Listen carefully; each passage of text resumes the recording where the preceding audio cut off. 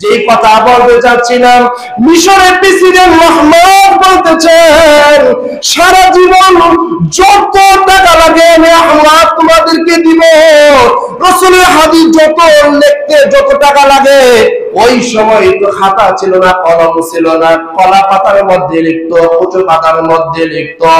আহমদ বলতেছেন, আমি প্রেসিডেন্ট, আর আমি প্রেসিডেন্ট চেয়ারে বসে যে সমস্ত খাতার মধ্যে লিখে, যে সমস্ত দামি দামি কলম দিয়ে লিখে, অমন দামি কলম দিয়ে, অমন দামি খাতা দিয়ে তোমরা রাসূলের হাদিস লিখবা। সুবহানাল্লাহ।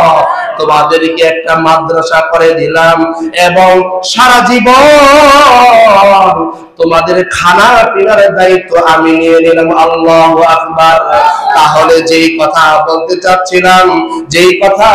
চাচ্ছিলাম, রাসূলের প্রেমে পড়তে হলে রাসূলের প্রতি দরুদ পড়তে হবে।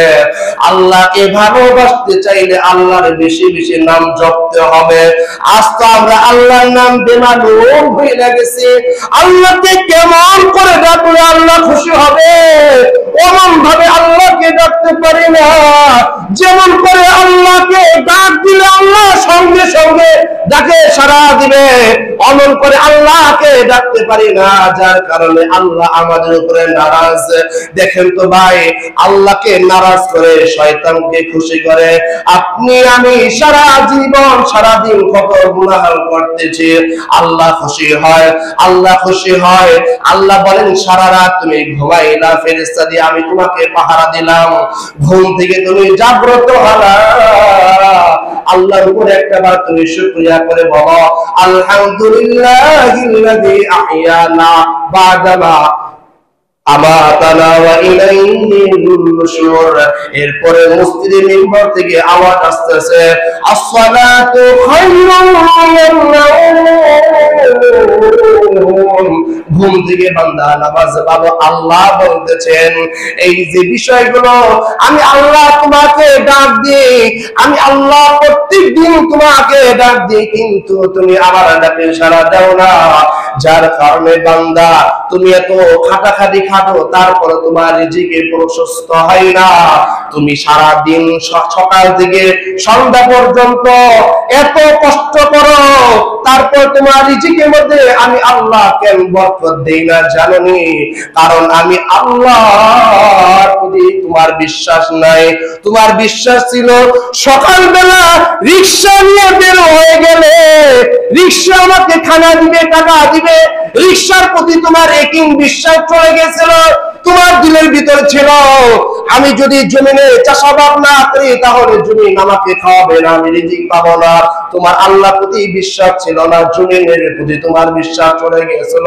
তুমি মনে করেছিলে, আমি যদি সারাদিন ব্যবসা না করি, সারাদিন যদি ব্যবসা না করি, আজান দিয়েছে, আজানের সময় যদি আমি দোকান বন্ধ করে যদি মসজিদে যাই, আমার ব্যবসার মধ্যে ক্ষতি হয়ে যাবে।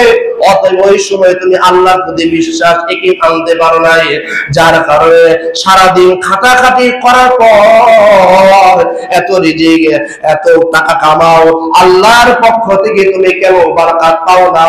আল্লাহর পক্ষ থেকে কেন তুমি রহমত পাও না? কারণ তুমি আল্লাহকে সন্তুষ্ট করাও নাই, আল্লাহকে নারাজ করাইয়া শয়তানকে সন্তুষ্ট করাইছ।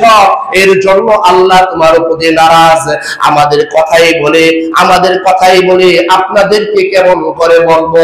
বর্তমানে জমানায় একটা লোক সারাদিন সিগারেট খেয়ে, বিড়ি খেয়ে, গাঁজা খেয়ে, মদ খেয়ে মাস পর মাস 20,000 30,000 টাকা নষ্ট করে ফেলে।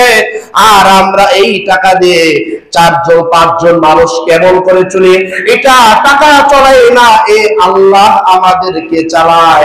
এমন একই বিশ্বাস আল্লাহর উপর আছে, যার কারণে আল্লাহ উঁচু সম্মান সাথে চালায়।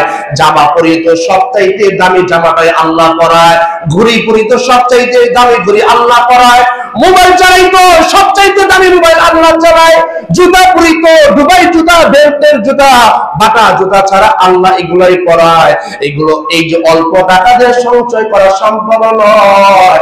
আল্লাহর উপর একই বিশ্বাস আনলে আল্লাহ গাইবি খাজানা থেকে পূরণ করে দেয়, এটার নামই হলো আল্লাহর প্রতি এমন একটি আল্লাহর প্রতি আনতে হবে। চাষাবাদ না করলে ফসল হবে না, না খেয়ে মারবো, ঈমান নাই, শিরকি কথা, ঠিক না? সন্তান বিদেশে গেছে, টাকা পাঠাইতেছে না, কষ্টে আছে, এটা বলা যাবে না, শিরকি কথা। সন্তান বিদেশে গেছে, 2 লক্ষ করে টাকা পাঠায়, এই তো টাকাগুলো খেয়ে বেঁচে আছে, শিরকি কথা। সন্তান 5 লক্ষ টাকা কামাক না কেন, আপনি বলবেন সন্তান ছেলেরা কত টাকা খেয়ে কিন্তু বেঁচে আছে, তা নয়, আল্লাহর রিজিক খেয়ে বেঁচে আছে, এমনটা বলতে হবে। অতএব এমনটা যদি বলতে পারি, করতে পারি, এক কথা, যে শ্রেণী যে লেভেলে আছে সে সেই লেভেলই থাকে। একিন রাখতে হবে কার উপর? আল্লাহর উপর। চাকরি না করলে না খেয়ে মারা যাব, এটা ভুল।